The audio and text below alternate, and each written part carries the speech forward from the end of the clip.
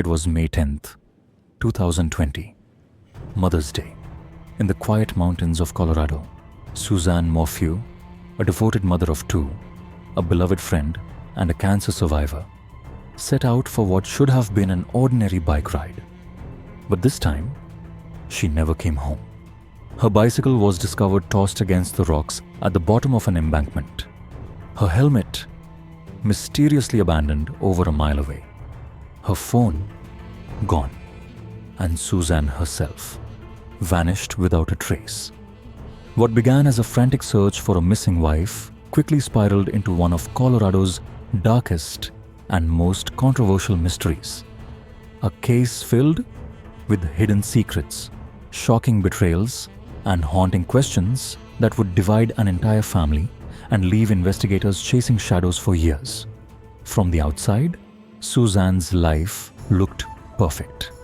She and her husband Barry Morphew were high school sweethearts.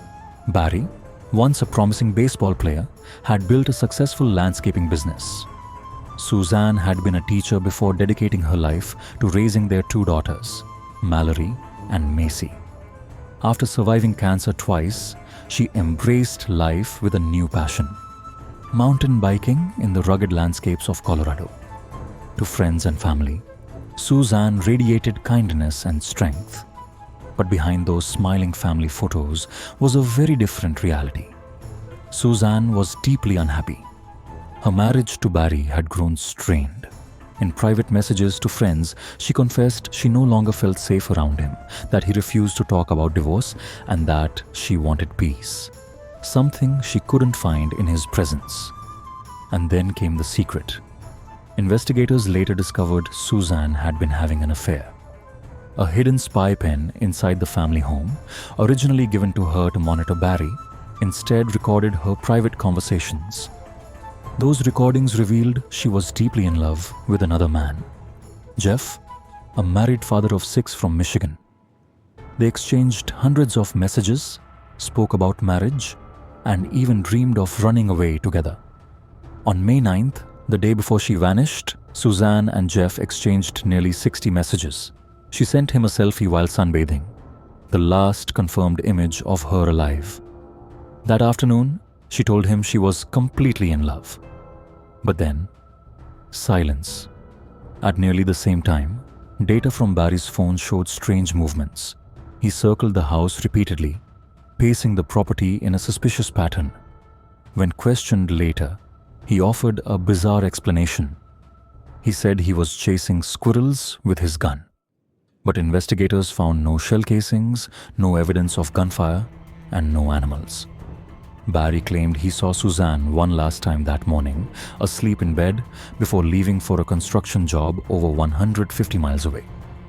He insisted their marriage was perfect, that they'd shared dinner, intimacy, and gone to bed early the night before.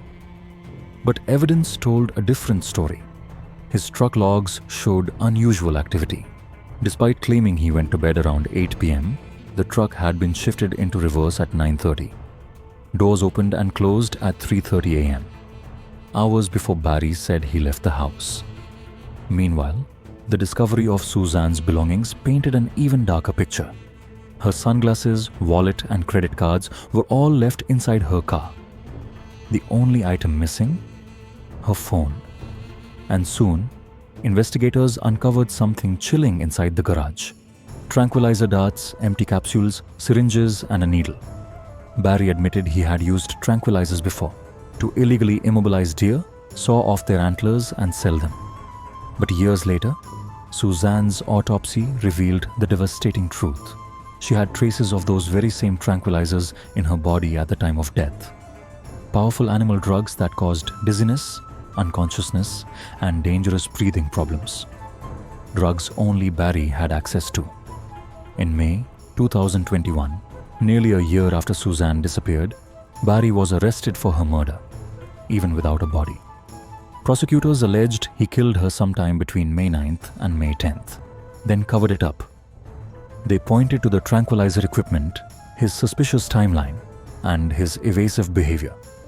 But the case was far from simple. Inside Suzanne's car, investigators found unidentified male DNA. that did not match Barry. It partially matched a man connected to sexual assault cases in other states. Could someone else have been involved?